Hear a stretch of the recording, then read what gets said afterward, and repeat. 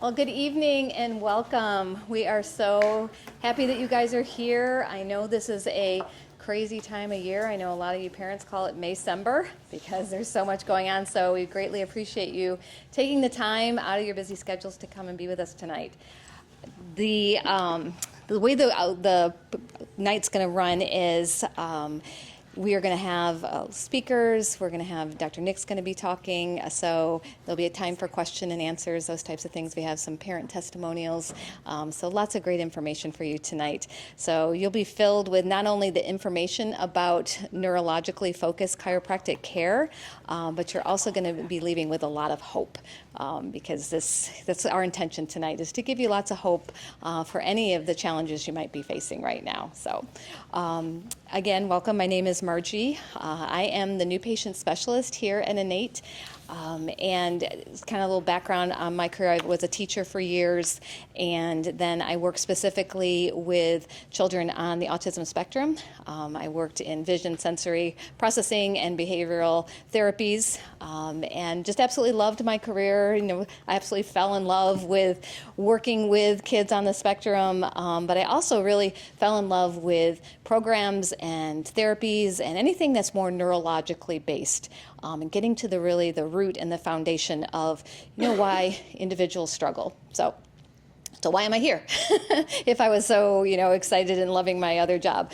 It was probably about 11 or 12 years ago, I was doing a program, and Dr. Nick contacted me because we had like-mindedness. He was doing his neurologically focused chiropractic care. I was doing a program that was very similar. So we just kind of exchanged information. We toured each other's offices, and just were great resources for one another. Then fast forward, I get a diagnosis of osteoporosis at a very young age, and my first thought was, okay, what do I do? And Dr. Nick came to mind. I'm like, you know what, I need to talk with him. So I ended up becoming a patient here, which was amazing. And then in all of my adjustments that would come and go, I probably was coming here for about 4 years, and one day he just asked me, he said, do you think you'd want to work here? I'm like, what? What do you mean, do I want to work here? I mean, I just, I have a great job, and I don't know why you're asking me that, but I thought, all right, I will give it some consideration, and I will do that, because I just loved the atmosphere here as a patient. Everyone is loved upon. God's the center of the office. We get great care. He just really has helped me manage my osteoporosis, so I'm like, all right, why not? I'll give it a try. So what I did, like I do with most things, I'm not sure how you guys handle situations like this, but I'm thinking to myself, why would I do this? So I need to go to God to find out why. Why is he putting me in this situation? So what I find is really interesting is once I, went to prayer, I opened up my devotional for that day. It was actually January 11th. And this is the reading. I'll just read it to you. I just thought it was so cool. It says, there's a time for everything and a season for every activity under heaven. When you seek my face and my will, searching for guidance, I may show you the next step on your journey without revealing the appointed time for you to take that step. Instead of going full speed ahead, as soon as you know what is next, you must wait until I show you when I want you to go forward. There's a season for everything. This means that even the most fulfilling times in life must eventually give way to something new. Whereas some of my followers champ at the bit to forge ahead into new territory, others hold back even when I'm clearly directing them to go forward. Moving from a comfortable season in life into a new situation can feel scary, especially to those who dislike change. I'm the queen. However, I want you to trust me enough to cling to me and follow wherever I lead you, wherever I choose. Your times are in my hands. So to me, that was a pretty darn good indication that God wanted me to move forward and begin working here. And the reason, not only, for telling you that, my story and all this, is that you might be sitting here tonight, wondering why you're here. There's a reason why you're here, and I believe God brought you here for a reason, and it's really for hope. It's for hope that there's something here that is super special, and we see so many amazing testimonies and stories of kids or anybody who is struggling with different challenges on the spectrum. And I just, again, want to give you hope and know that you're here for a reason. So I am going to hand it over actually to one of our parents her son has been a patient for quite some time, and she's going to share her story with you tonight and kind of let you know how he's doing and how that whole process has gone for him. So her name is Adrian. So.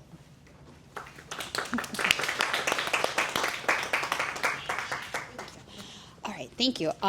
So like Margie, I am also a teacher. Put me in front of a group of adolescents, upper elementary students, and middle school students, I can rock it. Put me in front of adults and peers, I get super nervous. So I apologize if I speak quickly. And I wrote out my notes, so if I look down, again, I apologize. So as Margie said, my name is Adrienne, and I'm a mom of an incredible little boy, Joey, who is on the autism spectrum. Like many parents of children with autism, our life is full of love, joy, and moments that are absolutely amazing, but also a lot of navigating things most people don't see. One of the biggest challenges for my son has been regulation. His body experiences the world intensely: sounds, textures, emotions, foods, and transitions. Things can feel amplified for him, but things can also feel very dull for him, sometimes even at the same time. It's quite the dynamics. And if you're a parent of a child on the spectrum, you know exactly what I mean when it feels like their body or their nervous system is constantly on. Every little thing, sight, hearing, sound, the buzzing of the lights, they hear it, it's on. So what brought me here at Innate is I saw a friend's Instagram post about bringing her kids here, and they were playing actually in Cairoville. And so I started doing a little bit more research into the practice and how chiropractic care can have a lasting effects on the body for both neurotypical people and neurodiverse people. So I want to make sure, though, because I know it's a hot topic out there, this isn't about curing autism or fixing autism or anything like that. Autism is part of who my son is, and we are not trying to change who he is, but we are just trying to hope, like Margie said, for support that would help his body process the world in a less intense way. So, and for our family, Innate Chiropractic Care has been an absolute help with that. So how this has affected Joey, over time, we started noticing little things for him. And honestly, as parents, you learn that the little things are actually very, very big things. And you don't take those trying new foods as a little joy. Like, you celebrate those. Oh, I took a bite of broccoli, or tonight he ate rice. And I was like, you didn't pick out the tiniest piece of parsley or the little piece of carrot in there. You actually took a whole spoonful and ate it. So again, it's just those little things over time that we have seen. So like I said, he's been trying broccoli, took a bite of an apple, and he's going to be 11. And it floors us. We're like, yes, you're finally eating something other than chicken nuggets and French fries. Okay, sorry, I'm going to get a little emotional. So after coming here and receiving some treatment, his body seemed to be more willing to tolerate new experiences instead of immediately rejecting them, or that fight or flight syndrome. He was able to kind of absorb it. It still affected him, but we didn't see the other responses of that quick no, like the tense moments, the shutdowns, the tears, the gagging reflexes of the food. So kind of let his body adjust to the new sensations that he was feeling. So as I said before, everything was intense, the highs and the lows. But after the consistent care, we started seeing more steadiness, more calm, and maybe most importantly, when he did become dysregulated, he was able to return to his baseline or to his normal self a little bit quicker. His meltdowns used to last for minutes on end. I was going through some videos and I just saw like the crying and the screaming, and no matter what we could do, we couldn't get him regulated and calm down. We gave him his space. We let him, try to do it on his own, and it was just a struggle. And as a parent, it was painful to see. Not to say that these still don't happen, but it's a quicker response back to a normal sense for him. And that recovery piece is so important. Because it's not ever about not having hard times, every child has a hard moment. But when your child can regulate quicker, recover quicker, and feel safer in their body, your whole family can feel it too. What I appreciate most about innate chiropractic care is that they see the whole child. They understand that regulation matters. Sorry, I'm going to cry again. Comfort matters, and nervous system matters, and the support matters. Chiropractic care has helped our son experience the whole world in a way that feels less overwhelming and less intense for his body. This isn't, like I said, a fix or a cure, but it helps his senses process his everyday world. So, because all we really want is for our children to feel safe and comfortable. I know that every child is different and every family's journey looks different. What works for one child may not work for another, and what works for one family may not work for another family. But I also think it's important for parents to share what has generally helped their families. Sometimes hearing someone else's experience gives another parent hope or like an option that they hadn't considered. It really does take a village. You share ideas, kind of like Margie said. She talked with Dr.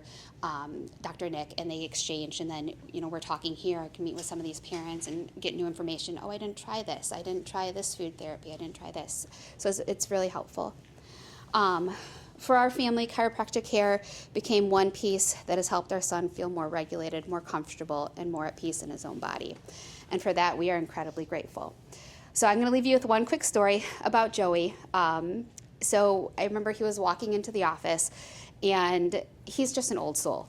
So he was strolling, he came into the front doors, and he's strolling into here, and he's walking in here, he's like, man, my back hurts. I could really use that adjustment today. And he just hopped right on the table, and he laid down, and he just waited. And so for us, we're like, okay, we kind of laughed at that, thinking he's 10, and he's saying he has back hurts. But that's kind of his body saying, hey, I'm feeling dysregulated. I'm not feeling myself. I kind of need that regulation piece to come back. So, like I said, he's just Joey. So I don't know what else to say about that. But so like I said, thank you everyone for coming here tonight. Hopefully you get some good information and kind of, again, experience something that maybe you didn't think of or consider that might be helpful for your family. So thank you.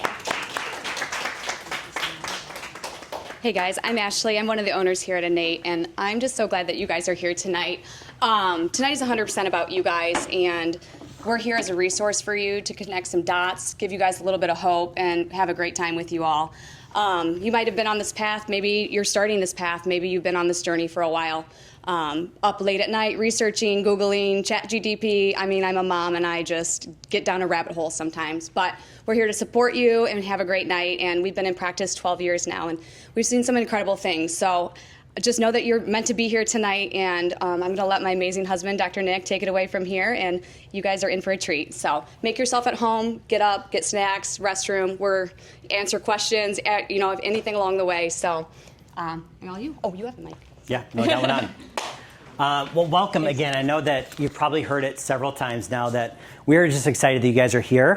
I have two promises tonight. We give this to every single kiddo that walks through the doors, that we try to have a lot of fun in the practice, and that nothing is ever going to hurt. So we're going to kick it off with a little bit of fun tonight. And we're going to kick it off with what we call a little awareness test. So the goal here is to see how many times the team in white passes the basketball back and forth. So that is going to be your test here. This is an awareness test. How many passes does the team in white make?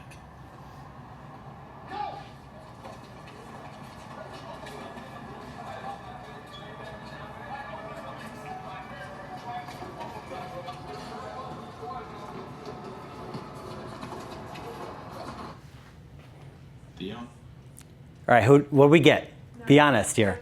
13. All right. 13 was the right answer. Answer is 13. But did you see the moonwalking bear? Who saw the moonwalking bear? Chad. Nice.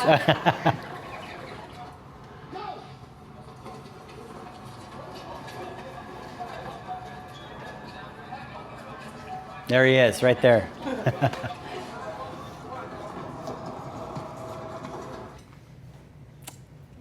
So it says it's easy to miss something that you're not looking for. And so tonight, like she said, this is not, we're not claiming a cure for anything, But what we're going to talk just a lot about tonight is the foundation of the nervous system and how this plays an important role into just the regulation of the body, whether that be sensory perception, whether that behaviors, certain functions, digestively, you name it. We're going to kind of dive really deep today. And kind of going back to that fun and nothing ever hurting, with what we do here, we're going to teach a lot through analogy, a lot through story. So we're going to take kind of these maybe more complex, like neuroscience, neurology type concepts, and we're going to kind of take them from a 30,000 foot view. We're going to try to land them really easy for you guys, so that way they're very understandable and it makes sense. It clicks, connects the dots, and hopefully you guys come away with something really powerful. So to kick this off. The perfect storm, what is it? The perfect storm over the last 12 years and through our network of doctors, we've found kind of a sequence of different, we'll say, stressors that have maybe triggers to the nervous system. And when we look at the triggers for about 50 to 60% of our case histories that we've had over the last 12 years, we found that there is several, like I said, several things that take place. But the one with 50 to 60% that we find is that there's a significant amount of prenatal stress in that prenatal time period. Why does this matter? So one of the first things that develops in utero is what's called the neural tube. So the neural tube basically consists of the brain, the brainstem, and the spinal cord. And the nervous system, first and foremost, it's a sensory organ. It is picking up on our external environment, it's picking up on our internal environment. And the nervous system in utero is brand new. It is learning, it is programming. And what happens when mother is experiencing higher stress, if you will, what happens is mom's nervous system is very much so connected to baby's nervous system. So as mom's nervous system is a little bit more in fight or flight, what happens is her body's going to release more stress hormones. And what that's going to do is that's going to pass through the umbilical cord to baby, which then their nervous system is going to pick up more on those stress responses and start to get pre-wired for what we call fight or flight or sympathetic dominance. Now, we know that the umbilical cord is really important because during pregnancy, we put down the alcohol, we stay away from anybody smoking cigarettes, we clean up our diet, we exercise. We know all the importance of kind of that time frame. But the one thing that is, I think, missing in almost what we call kind of one of these moonwalking bears is the amount of stress that mothers are under these days. Whether that is financial stress, whether that's the stress of a relationship. Just, I think in this culture, in this day and age, we just don't empower moms and support moms enough. But unfortunately, we see a high level of stress in that prenatal time period, which can affect and kind of get the ball rolling for this imbalance in the nervous system that we're going to talk about in a minute. In over, I would say 70% of cases, what we have found is some sort of medical intervention during the birth process. Whether that is induction, whether that is epidural, forceps, vacuum, and C-section, this can have a very significant physical impact or physical trauma on the developing nervous system, specifically when we look at it in the upper neck. And we're gonna get into the importance of the upper cervical or the upper neck here later into the perfect storm. But just know that the upper neck is one of the most important areas, neurologically speaking, that we're ever going to address and that we're gonna talk about tonight. And when we have a lot of high stress during the prenatal time period, when we have birth interventions, a lot of times what we will see is a colicky, we will see a refluxy, constipated, digestively irregular baby. And one thing that we know is that when the nervous system kind of gets shifted into a state of imbalance, or what we'll call sympathetic dominance, that neurology sticks with the kiddo. And as their diagnosis may fade or may change down the road, that state of neurology sticks with them. And the reason why I say that is because when you have a little baby that is not self-soothing, that is not able to sleep, that is not comfortable in their own body, we don't call that kind of colic at 5, 6, or 7. We call that sensory processing disorder and ADHD and overstimulation. But But what happens typically, from this process is, after the colicky, constipated, baby, the kind of next thing that we typically see in kiddos is a kiddo that is chronically sick, that is not able to kick whatever out, whether that be ear infections, whether that be respiratory, is that their system becomes very dysregulated. And unfortunately, in these two things, we commonly hear from the medical system that they're going to grow out of it. But we see that, again, the neurology sticks with them, and we see the dysregulation continue. And as we kind of go down the path of this dysregulation, after we see the sensory kind of ADHD kiddo, then we start to get into more social emotional dysregulation with anxiety and depression kind of later on in development. And then to kind of put it out, then there's us, right? And it just takes a little bit longer to get us back on track. Yep, go ahead. Is that in here? This right here, you can take a picture of it if you want. Yeah, absolutely. I like pictures. Got it? Cool. So when we look at the nervous system, kind of from a 30,000-foot view, there's two modes of operation to the nervous system. There is, and this is on the inside of your folder, there's two modes of operation to the nervous system. There's what we call the sympathetic side of your nervous system. This is that fight or flight side of the nervous system, or the stress response side of your nervous system. In the office, you'll hear us refer to this as the gas pedal side of your nervous system. The other side of your nervous system here, this is what's called your parasympathetic side of your nervous system. This is what's called we'll refer to in here as the brake pedal. The gas in the brake pedal side of your nervous system is very similar to a good driver. A good driver is never going to activate the gas in the brake pedal at the same exact time. And neurologically speaking, the central nervous system and the autonomic nervous system never activates the gas in the brake pedal at the same time as well. And so when we are here, we are not so much here. So the brake pedal, we're going to kind of dive into the brake pedal here in the parasympathetic system, because this is ideally where we want our kids to live, eat, and breathe. This is where we want them to spend the most amount of our time. So when we look at the brake pedal, it is responsible for rest and relaxation. So when we say rest and relaxation, we think of things like sleep. We think of things like calming and regulating. So think of things like opposite of anxiety or just kind of overstimulation. This is where digestion and immune function basically thrive. This is where growth and development take place.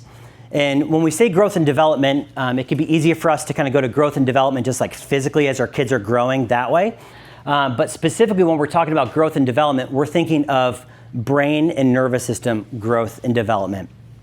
And so what can start to trigger us into this gas pedal fight or flight response is kind of some of those things we talked about before. We kind of call them the 3 T's. So it's the emotional stress, the physical stress, and then the chemical stress. In the emotional side of things, we obviously talked about kind of some of that high stress during that prenatal time period that can kind of be a trigger for the developing nervous system to be more kind of pre-wired for that fight or flight side of the nervous system. We talked about kind of that physical side of the stress or trauma through the birth process. And as kids get older and they're kind of chronically more sick, whether that be ear infections or RSV or whatever have you, usually our kids are then, we have antibiotics and different medications and so on and so forth. And so then they start getting kind of this chemical stress load on their nervous system. And what we know is that the earlier and the more often the stress during these what we call critical windows of neurological development, the more that this starts to lock on the gas pedal to be in the driver's seat and to be more dominant. And so to kind of use this chart a little bit more, the more that the gas pedal is activated, we'll kind of use an engine analogy or a car analogy again. The more that you press the gas pedal, what happens to the RPMs? They go up, right? And so think of that very same thing with the brain and the nervous system. The more that the sympathetic side of the nervous system is in the driver's seat, and the more stimulated or the more stress that our nervous system encounters, the more that this starts to increase the set point of where the nervous system operates out of their norm, kind of like what Adrienne was talking about with her little kiddo. And so we'll just kind of use this as a general like reference point today. So let's say that this is kind of where the kiddo's nervous system set point is at. The threshold of adaptability of their nervous system becomes much smaller than if their nervous system was at our, we'll say, ideal idle down through here. So what does that look like for a kid with sensory? That looks like a loud room and them covering their eyes and not liking a tag or things of that nature. That could look like a correction from mom or dad and just throwing them into a complete meltdown. That could look like a kiddo that's really wound up, that won't sit still, that keeps moving, that keeps looking at things, keeps tapping his pencil, so on and so forth. We can go on into a lot of different scenarios for the different challenges that your kids may be experiencing.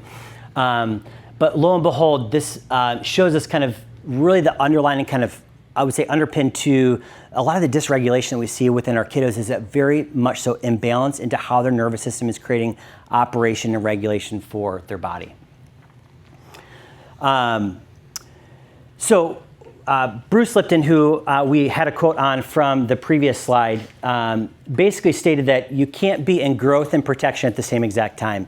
Essentially what he was stating here is that you can't be in growth and then fight or flight at the same exact time. But when we look at the nervous system, and we look at kind of the core foundation of what the nervous system is responsible for, as I mentioned before, the nervous system is primarily a sensory organ. So it is, again, perceiving our environment externally and internally. And so what's happening is the nervous system is in always kind of perceive mode. And so the nervous system is perceiving its environment. It's then relaying that information through the spinal cord to the brain. The brain is responsible for the coordination, integration, function of things. And then from there, the brain creates different functions, or we'll call it behaviors, to the body.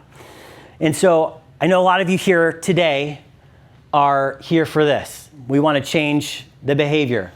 And a lot of our therapies and different things that we try, whether it's reward charts or OT, PT, speech, we're all trying to help change the outputs, if you will. But what we have to do in order to change the outputs is we have to get to the inputs and how the nervous system is perceiving kind of at its core function. So to kind of get into a little bit more of the kind of development or just the neurological side of things, and kind of the developmental, we'll call it developmental hierarchy of the nervous system, the first thing that comes online developmentally is what we call the autonomic nervous system. This is that gas versus brake pedal, okay? So that comes on first. The secondary thing to the autonomic nervous system that starts to come online is the sensory and the motor side of the system. So again, think perception and think movement. Think coordination, so on and so forth. Following the sensory motor system, what comes online is that kind of gut immune system. And then lastly, our brain-based functions, think our social and emotional side of the nervous system. So what happens in order for us to get to here or to get to here or to get to here, we really have to get all the way back to the foundation of the autonomic nervous system. And when we can start to re-regulate this, then this can start to re-regulate and heal. This can start to re-regulate and heal. And then this can start to re-regulate and heal. And so again, with this, it all comes back down to the central and autonomic nervous system and how that is firing and how balanced that is. Go ahead.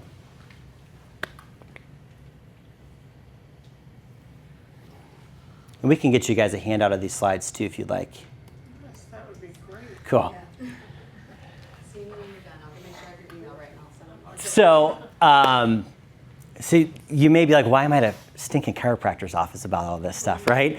I thought they just fix neck pain, headaches, low back pain, sciatica, all of that. This will be our connection.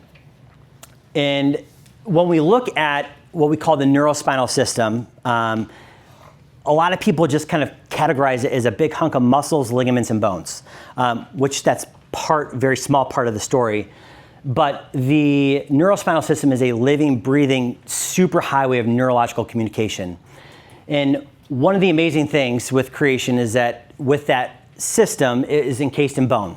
Because one, it's the most important, and two, it's also the most sensitive. And when you start to affect the supporting structure, you start to affect the supporting communication. And as we break this down and kind of help make this make a little bit more sense, this is what we call kind of the 5 Ds. This is where it's going to kind of bring chiropractic into the story of this dysregulation into the nervous system and how we kind of get these dysregulated outputs. So what happens in our sequence of the 5 Ds is first we call dyskinesia. So kinetics is basically the study of movement. And so dyskinesia is abnormal alignment or thus abnormal movement. When you have abnormal movement, we're going to have essentially next is abnormal input. Why this all matters. So within the spine, there's a bunch of what's called mechanoreceptors. These are basically movement-based receptors. There's what we call proprioceptors and then nociceptors. Think proprioception, this is good, calming, rich kind of brain food. Nociception, this is noise. This is noxious kind of stimulus. This is chaotic for the brain. And so what happens when there's abnormal alignment and abnormal movement, that fires nociception to the brain. So abnormal sensory perception to the brain. When everything is moving well, we get what's called proprioception. So what happens when we have abnormal alignment, we have abnormal incoming information. So afferent meaning incoming. So abnormal alignment and movement leads to abnormal sensory input into the brain, which drives the nervous system into what we call dysautonomia, because again, that noxious stimuli is very stressful, it's very chaotic for the nervous system, so it drives us towards essentially that fight or flight sympathetic dominant state, which again creates an imbalance between the gas and the brake pedal. When we have an imbalance in the gas and the brake pedal, this is when we start to see dysfunction through a lot of our different systems, digestive system, respiratory system, all of that. And then lastly, this leads to what we call dyskinesis or abnormal energy expenditure. And so it all comes back again to where we assess into the study or the biomechanics of movement. When we look at the brain specifically, and we look at kind of how the brain filters this incoming information, the amygdala, which is the part of the midbrain, this is what we call the emotional seat of the brain. This determines if we are safe or if we are not safe. So think if we are good for parasympathetic kind of brake pedal, or are we activating towards the gas pedal? What happens though when the amygdala starts to fire in a more fight or flight state, what this does to the hippocampus and the prefrontal cortex, which are more the forefronts of the brain, is it starts to shut those down. It doesn't completely shut them down, but it just kind of down regulates their function. So why that is important is because the hippocampus and the prefrontal cortex are important for, as we put here, factual learning, memory, situational awareness, emotional regulation, attention, rational thought, control, problem solving. So we think those social, emotional, kind of like cognitive level functions happen in these portions of the brain. And so again, when the fight or flight system is really activated, these start to shut down. And one of the things we know when we look at kind of the developmental arcs of the brain and the nervous system, specifically the brain, is that when there's, again, early toxic kind of physical stress to the nervous system, what this does to the developmental arcs is it actually starts to push them out and have a potential for them to plateau earlier. So, we think of, sensory pathways, language, again, those higher cognitive functions that we just kind of went over. And this was actually researched on out of Harvard University. And so we asked you a lot of questions on these forms, and it wasn't for nothing. There was very much so a purpose to it. And there's key questions on here that really kind of clues us into, obviously, who our audience is. But, we look at these questions in light of kind of that perfect storm pathway. And what we're going to kind of show you here today is one of the, what we call moonwalking bears to this kind of shift in the nervous system. So if you're sensitive, like you could just look away, but we're just going to show us a really quick video of a C-section birth.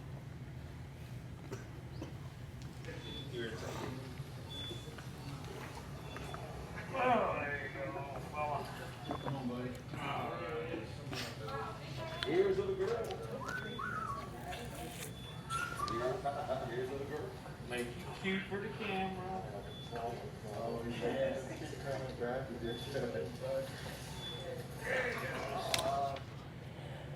So if you ever wondered why your kiddo might need neurologically focused chiropractic care, that is it right there. And it's not just C-sections, but we said, just birth intervention, whether it's an induction, forceps, vacuum, the importance of the upper cervical spine is so incredibly there. There's a study done by Dio, so it's a osteopathic doctor. So think of manual form of medicine, we'll say somewhat similar to chiropractic care. So not done by a bunch of chiropractors. Essentially, they studied 100 infants, and what they found in asymptomatic infants is that there was 99 out of 100 infants had at least one pattern of this 5D complex of, we'll say, what they call somatic dysfunction, or the 5 Ds of dyskinesia, disafferentation, and so on and so forth. And so, again, this is very, I would say, very prevalent with our kiddos today. And last but not least, the vagus nerve. And what this study was showing was that they took a bunch of sensory kiddos. We'll say sensory typical, moderate sensory processing, and then severe sensory processing. What they did is they were basically hooking them up to what's called heart rate variability. Heart rate variability checks the regulation, the adaptability of the nervous system to stress. And what they did with these kiddos is they ran them through 7 different sensory, we'll say, I don't want to say tests, but essentially 7 different sensory pieces. And what they found is that the kids with significant severe sensory processing disorder had lower heart rate variabilities. Essentially what that indicated was that they had lower vagus nerve function, or they had lower brake pedal activation. The vagus nerve lives and breathes in the upper cervical spine, and the vagus nerve is responsible for that parasympathetic activity. So again, to kind of wrap this with the bow, is that this is basically showing the importance of the upper neck, and specifically the vagus nerve function and the role of adaptability of the nervous system in kids' everyday lives. And so the perfect storm algorithm.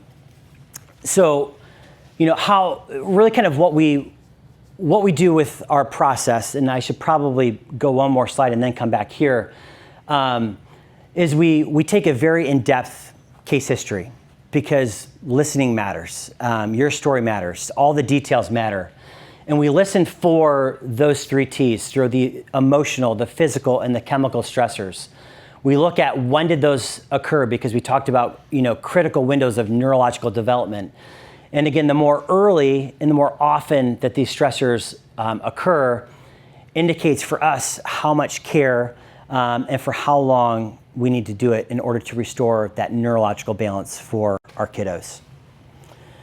And so our 3-step kind of clinical process is Margie goes into a very deep dive of the kiddo's history. And then the cool thing is that we can measure all of this through our technology, which is great.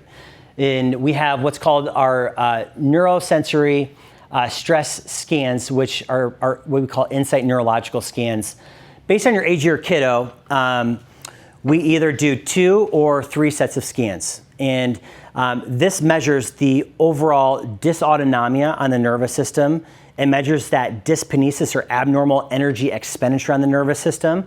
And it can give us a lot of great detail into where your kiddo's at, where there's neurological imbalance, and then most importantly, can we help out for your kiddo to get them back into a more regulated, ideal state for wherever they may be. But after the scans, what happens is you guys come back, and one of our doctors will sit down with you, and we will go over a very in-depth conversation of your scans, how that applies to your kiddo, and then go over our care recommendations. I would say the tough part about kind of perfect storm night is I got to kind of keep it a little bit more general speaking. But when you come in for the scans, this is where we can kind of really land the plane more specifically to your individual kiddo and make this come to life even more so and to make it make more sense. And so I want to share with you a story of our little man Luke. So Luke actually came to our previous perfect storm, started care, and a little quote by Luke. He said that he felt like the worst kid ever. He didn't know why he was making certain decisions, and he expressed this to his mom. He's like, I don't know why I'm doing this. But literally after I think the first 2 weeks of care, he's like, I feel so much love, peace, and kindness. He felt different. He felt more regulated than he did before. But with Luke, he had huge meltdowns. He was on major sensory overload. He was very quick to anger, not only just with his parents, but also with his siblings as well. He had trouble focusing and sitting still, and he wasn't even in a typical classroom. He was at home in a very kind of calm and quiet environment, and even in that was very distracting and overstimulating for him. He had struggle with change and just transitions. He, as I guess I mentioned before, with sibling relationships, school was a battle, and it was no pause between feeling and reacting. It was just kind of 0 to 100, just like that. And I want to read Mom's testimony. She actually wrote like a 10-page testimony, but I'm not going to sit here and read that all to you. But I'm going to read just a quick, kind of abbreviated version of this, just to give you a little more hope with Luke's mom's story. So Luke was easily offended. He was quick to anger, big emotions, a lot of meltdowns that would just last for a long time. Luke is the youngest of 4 and often felt like the worst kid ever. His words, because his behavior was being corrected constantly due to irritability, mood swings, lack of patience, and lack of focus. Any type of change was really hard for him. Things were just too much. They were too loud, there were too many people, things were too windy.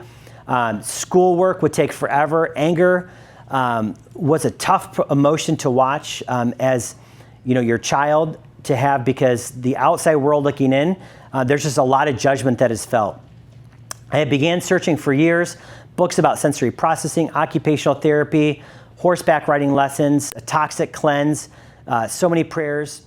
OT, they gave Luke the tools, but not the pause.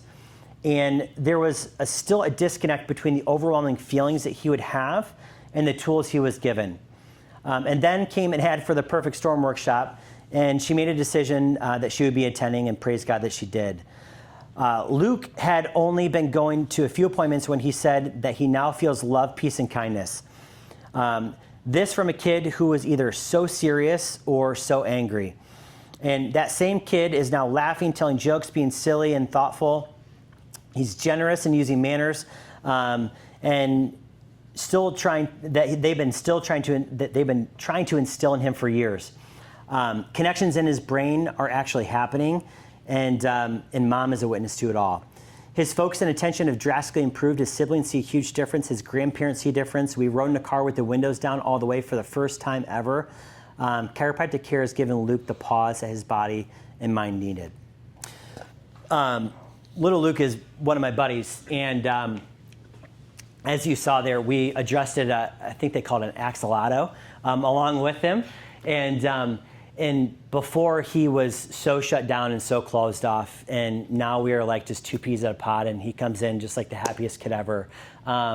We just posted the other day, he got 1st and 3rd in his horseback riding, I think, competition, and he's just crushing it. And he's only, I think, maybe a little over, I think he's 10 weeks into care. And everybody's story is different. Everybody's journey is different.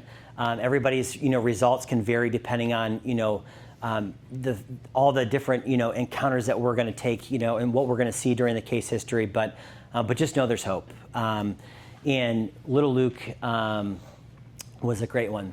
So here's just an example of some of our scans, just to kind of give you guys a little bit of context of like what we're actually working with and what we're doing. So here was Luke's initial scans. This one here is the HRV. So we talked a little bit about that study of the sensory kiddos that they put through a test and they were hooked them up to an HRV.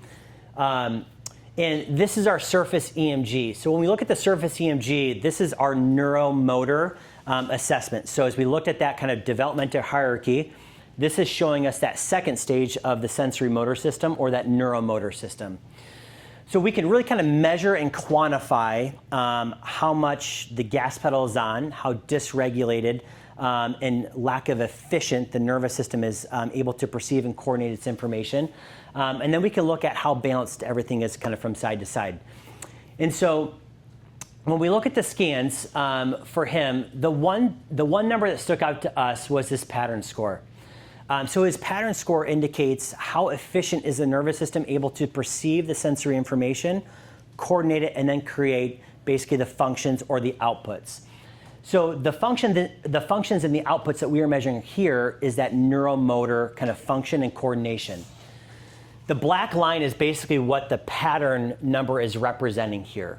Ideally, what we want to see on this is we want to see it almost look like a pear shape. So we want to see really narrow here, and it kind of gradually fan out and then come back in. So again, this is showing us the coordination and the efficiency at which the nervous system can communicate and perceive its environment.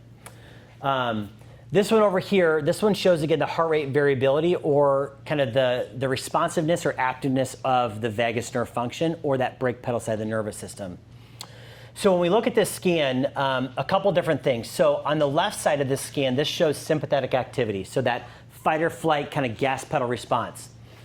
The opposite side here, this is the parasympathetic, think the brake pedal side of your nervous system. Ideally, we want to see both. The gas pedal, I don't want to portray this like bad picture of the gas pedal or that fight or flight system. We very much so need it, but it's only meant to be on for short periods of time.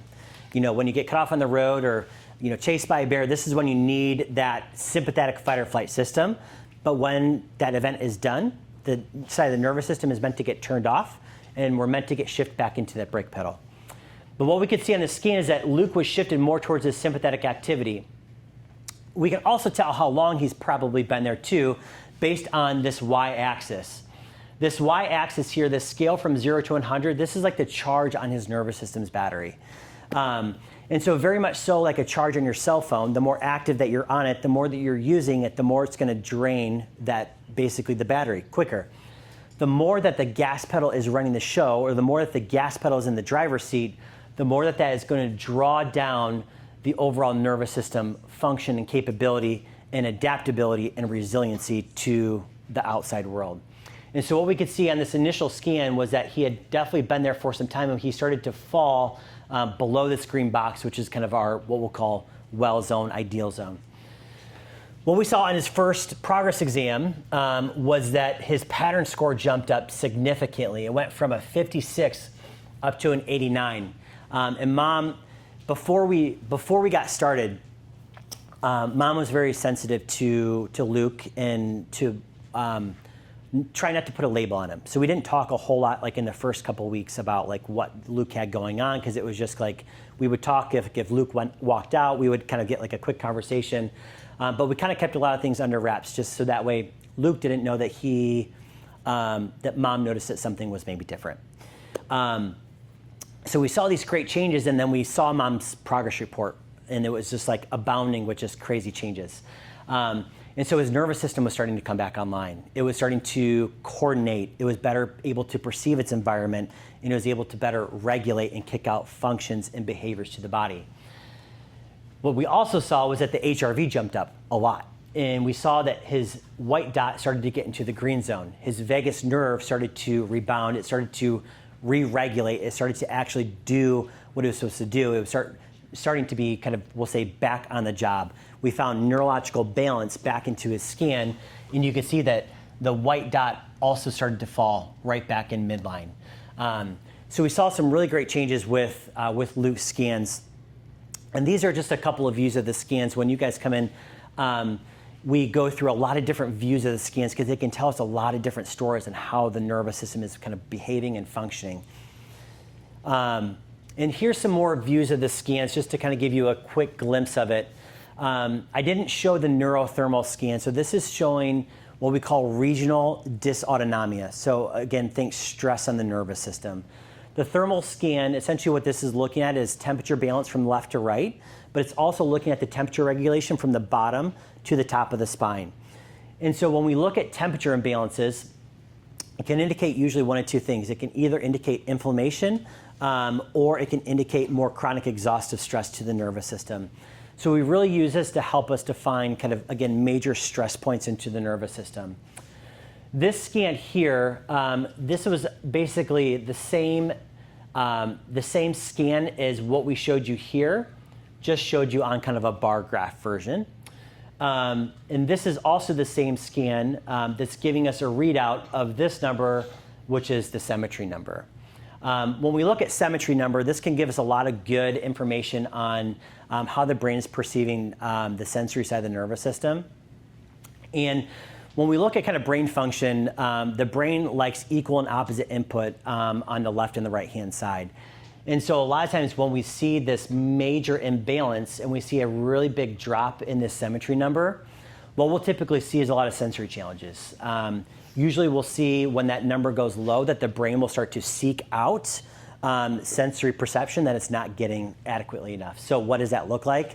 That will look like sensory seekers.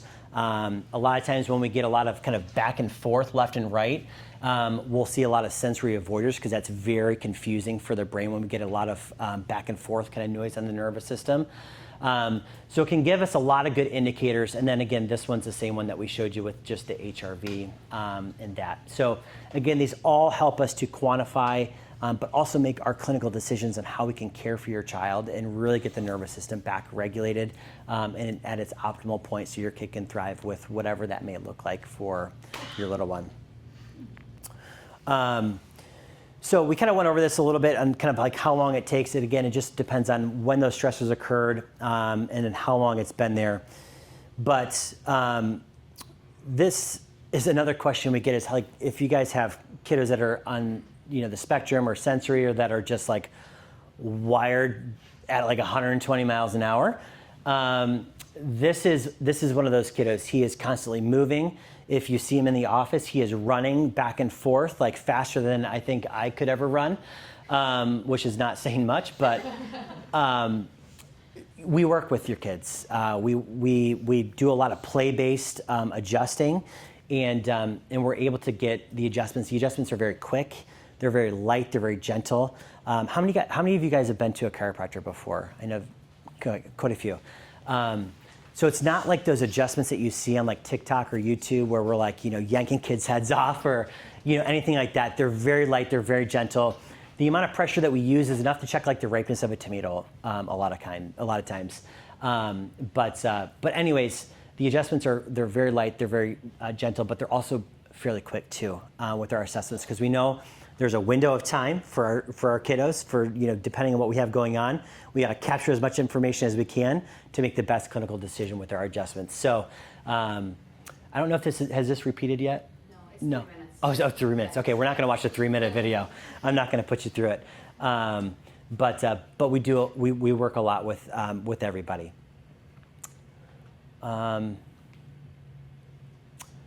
And then I'm not going to brag on us, but just know that we are pediatric certified in neurologically focused chiropractic care. But all three of our doctors. I'm going to bring on this clinical team because, sorry, I'm interjecting. So these guys, Dr. Zach, wave your hand. Dr. Rick, where are you? I'm back here. He's back there. Probably He's charting. snacking. But these guys are certified in pediatrics, and they spend every 2 years they have to go get recertified. So this isn't just something like where they come out of chiropractic school and then they're just never going back for more education. They listen to calls with the world's leading pediatric chiropractors in the world. We're on once a week with them, and like this world's constantly changing. So is our neurology. So I'm so proud of them. They've dedicated really the last year into this, and we're seeing some amazing things. So I don't think you should downplay that. I'm not going to let you because I'm really proud of you guys, and the reason why we get to see the miracles that we do is because of everything that you guys commit to. So thank you. I'm going to leave you with one last powerful story. This is Brittany. She is one of our amazing care advocates. She has stepped into our role of being a scan tech, so she leads a lot of our scanning technology along with Margie. And so you'll see her for like progress scans and things like that with your kiddos. But she's got an amazing story herself, and I want her to share that with you guys today. Let me make sure that's on real quick. Came out and turned it on for me. Cool. Yep, you're all good. We're on. Okay, I'll keep it a little short and sweet because I see the eyes glazing over a little bit because this is a lot of information to take in. My story actually began a little bit opposite. A lot of times we see parents bring their kiddos in first, and then parents and the rest of the family are soon to follow. I was the complete polar end. I came in because I had a car accident years when I was in fertility treatments, so I couldn't really do anything except for massage therapy. Aggravated it years later, and a friend said, come into this chiropractor's office, and I was very reluctant. My experience with a chiropractor was like Dr. Nick said, the TikTok videos. I was a competitive athlete in high school and competitive cheer gymnast, so I went to my family DO who like cracked me like a glow stick when I went in. So it was very uncomfortable, not pleasant, not anything that I wanted to do. Reluctantly, I started care here for my neck, and I had my son in tow with me at every single adjustment. And why does that matter? Well, because when you are the parent of a kid with sensory processing disorder, they are with you and they come in like a tornado. You're constantly diffusing bombs, it feels like. Like, what am I going to do? I'm prepping when I come into the office. Is there going to be a kid screaming or crying and he's going to melt down and we're going to have to go in the car and I'm not going to get my adjustment? What do I have to do to keep him calm and kind of settled? So as I started coming in, of course, I got to know Dr. Nick through my adjustments. And we talked a little bit about Grayson and his sensory processing disorder. And he told me one day, we're doing a perfect storm workshop. You could come in. And okay, as a parent of a special needs kid, who has time for that? I certainly did it, and I don't have a village. I never have had the village, because once you have a child with a diagnosis, those people who volunteer to help, and I can step in and I can watch your child, those kind of dissipate and fall away. So it's you 24/7. So when he mentioned about coming in a perfect storm, I'll think about it, I don't really know. And then he said, well, you should really think about getting him adjusted. And I kind of snuffed him off and said, yeah, right, if he'll let you touch him. And I think about that, and I tear up every time I talk about it, because one of the things with Dr. Nick is he loves a challenge.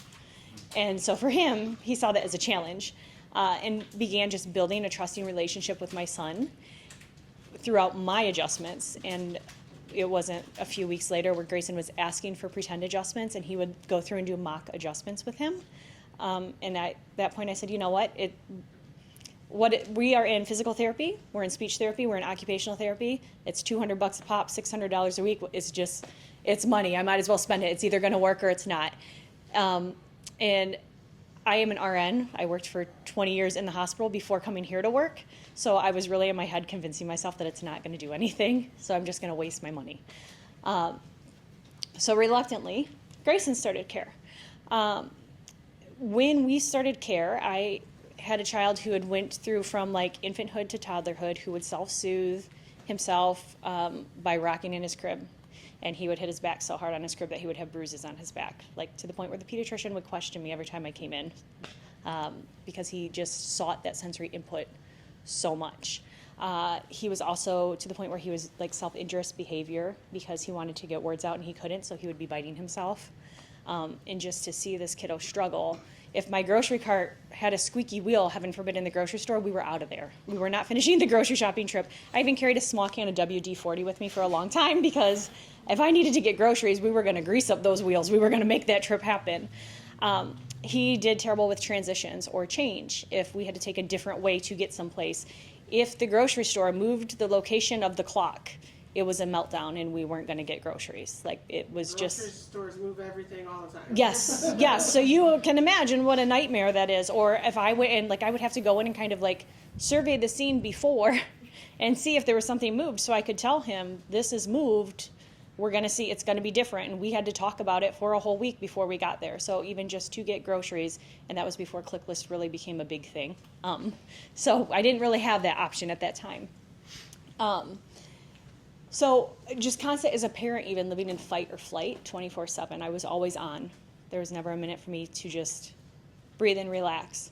until I came in for my adjustments. I had to keep an eye on him all the time, and one time he walked out of the bay, and I told Dr. Nick, I have to go, I have to check on him. And he said, no, the girls have him. And I was like, no, they don't know my child. They do not have him.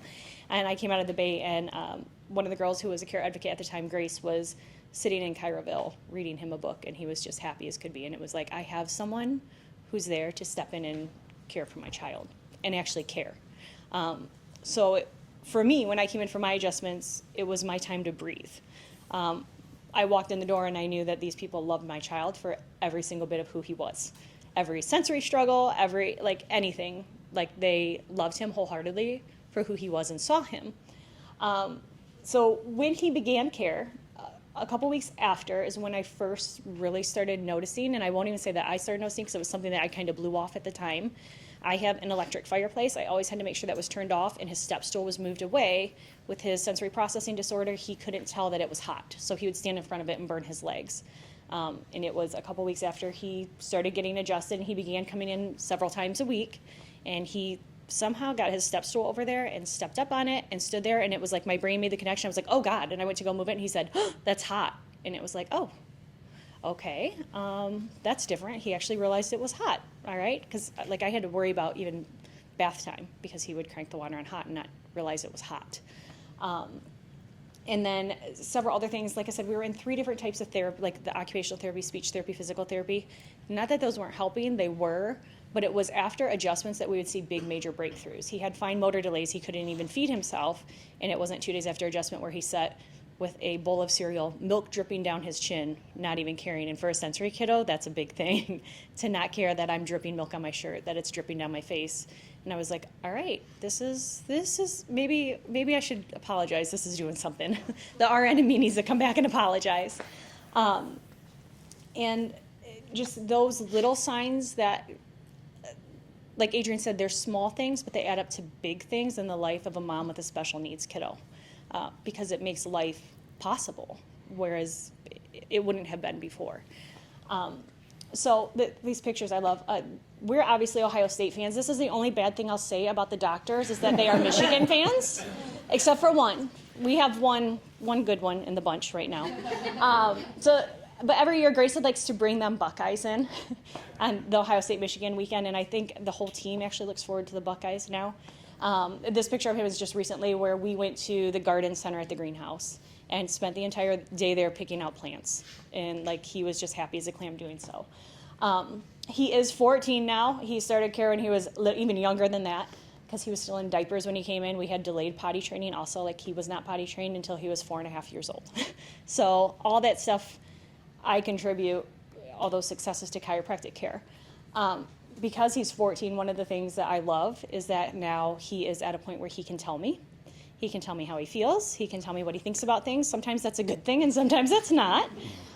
So I, last time, had him write a letter, and I didn't look at it before I came in, which, if you know Grayson, he's as honest as they come. I mean, he will humble you in the most innocent way. So I kind of put myself on the spot here because I don't know what he said in his letter. But I asked him to write a letter to all of you here because I have been the parent in your shoes. I have been the one sitting there thinking, I don't think this is going to work. I don't know what I'm doing. Should I do this? Should I not? Just all the questions and the frustrations and thinking, why would I even think about taking on one more thing right now? But with him being the age that he is, I love that he can express and really communicate to you all what chiropractic care has done for him. So, if you'll allow me to, it's short and sweet. He likes short and sweet letters. So, he says, to the Innate Health Perfect Storm Workshop. Hello, I'm a 14-year-old boy at the moment that lives with sensory processing disorder every day, and I'm going to be telling you my story on how Innate Health Chiropractic has helped me overcome many of my struggles. If I cry, I'm sorry, because I haven't read this before I came in. So, when I was a toddler, I struggled pretty bad with sensory information and got way more overstimulated at places than what I do now. I struggled with a lot of other things as well. However, soon after that, my mom discovered Innate Health Chiropractic. I had started feeling a lot better even just a year from then. A few years had gone past, and by then, I was basically an icon there. God love him. The people on the team have always been caring to me and everyone else there. I've noticed big changes since going, and so has my mom. We discovered this place about 10 years ago when I was a toddler, and for me, I loved it the day that I went there. I always used to come in asking for attitude adjustments when I was feeling grumpy from school, and they always said yes. Well, here we are in 2026, and I built up the courage last year to go to a football game in 2020. We got to attend our first Ohio State football game, and last year we actually went and stayed overnight. He's never stayed anywhere other than his bed because we are a creature of habit and routine. But last year we got to stay in a hotel overnight, and then we went outlet shopping, and that kid outlet shopped the entire day. My credit card was not happy, but he was, and he made it through.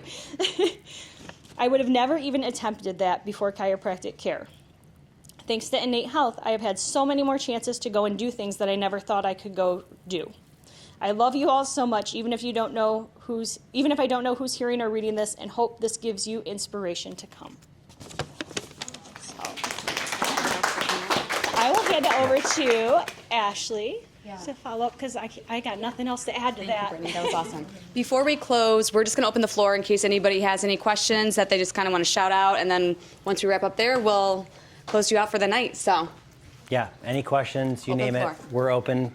We got the whole clinical doc team up here, so if not, I know that we'll also be up here too afterwards.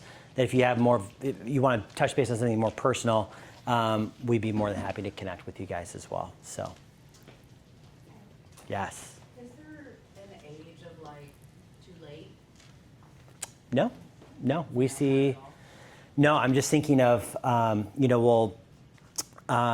we see anybody. You'll see kids in here from like 2 weeks old, and then we have, I don't know how old our oldest patient is, but I think she's closing in on 80. So we see everybody. Our focus is neurologically focused care, but when we talk like nervous system, the cool thing is it's a term called neuroplasticity. It's basically the science of how your brain has the ability to rewire and change. And so I guess the simple answer is no. There's never an age that's too late. No. Great question though. I just put my two youngest. But Yeah. The more I'm hearing things, I have a 26-year-old that struggles a lot. Yeah. Anxiety and depression. Yeah. Absolutely. Hoping that, For sure. we take care of big kids too. And I think the thing with the kids is like starting them younger is like, changing the trajectory sooner, if that makes sense. So I think that's why we tend to see babies in here. We see a ton of babies, all the way up to, grade school, middle school. But it's big kids, even, my mom comes in, she's 74, and she's a big kid, and it helps her, keeps her MS at bay, So that's a good question. But yeah, we're not just kids. We see everybody. It's just the pediatric certification isn't really something that most chiropractors have, so it kind of sets us apart. If I can add just a little small piece to that. When we're trained in pediatrics, the purpose isn't specifically so that we can see kids and shut out the rest of the world, moms and dads. The core of it is that from a neurodevelopmental biology standpoint, every single one of us had to be a pediatric at one point.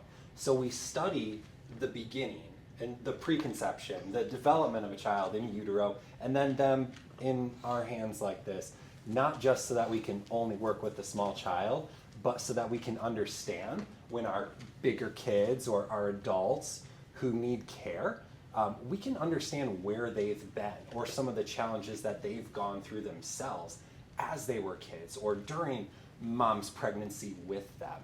It's all helpful relative information to us to help understand how to course correct with the challenges that they are facing.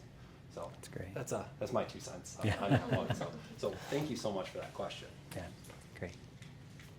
Okay. Ms. Victoria. We were talking about proprioceptor or proprioception. Do you guys have resources for activities or like I've seen on social media, right? Like exercises you can do.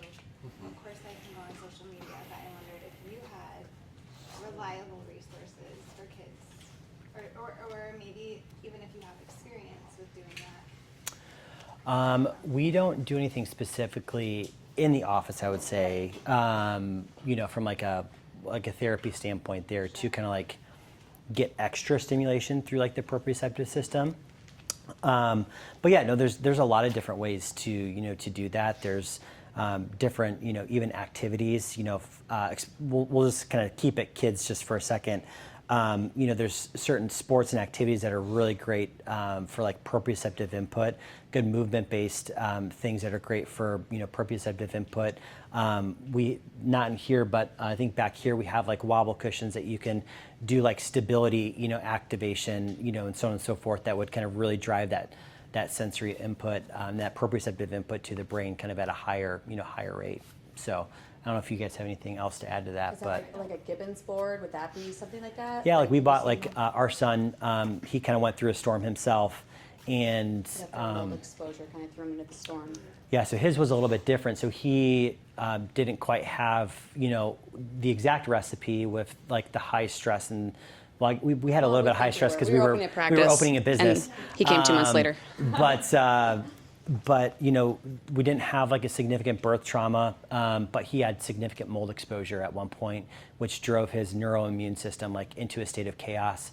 And we saw massive fight or flight. This kid that was thriving, starting to go down a path of like ADHD and struggling in school and just super dysregulated. Almost like the lights were off, like Yeah, I mean, like almost like dimmers. I don't know how to explain it. just a different kid. And we went through functional, we went through biomed, we did all the things. We spent a lot of money to detox this kid, and we saw improvement, but sometimes things are too close. And I was like, we need to get this kid adjusted more. And she actually brought it to my attention, and we started adjusting him, at what we would do with our restoration phase of care. And the kid lifted out of the storm, and it was skin cleared, like he always had, like he had, chicken skin, and he Yeah. was gluten free, like detox from mold for 2 years. It's just wild. But I know God gave us that story, 2 years ago, because I don't know that I would be able to have the confidence to share that with other people. But Gibbons board is a big one. That I think Instagram is where we found that one. Yeah, it's just like a stability board. It's really Or cool the Blaze for pod, especially Blaze for pods would be a good one at home too. And I would say that's one thing that I love to do is I love to find resources for parents. So if you tell me what you're looking for, I do my best to try and hook you up with whoever you need to and just find the resources for you. That's like Same. We've been through it. So I think that's the beauty too in the group that we have here is that many of us have stood in the storm. Like we've all been part of the storm at some point. So especially like I had an entire sensory area built in my basement for my child because if we didn't regulate there before we went out, we weren't going out. So those kind of things when you're looking for tools and resources, we are able to kind of give you a lot of leads on like this is a great person to see for that or this is a great tool to use for that. I just think within these walls we just have a group of people that are a wealth of information truly on anything possibly that you could bring up. And if we don't know, we'll figure it out. Good question, love it. Any other questions? No? Good. So we have Cool. the next slide. Yeah. of course. So we'll be around you guys, so grab more snacks. If you guys want to grab us all separately, tell us your story, ask individual questions, that's what we're here for. Our gift to you tonight for coming is those Insight neurological scans that we were talking about. Our new patient process is divided into 2 appointments.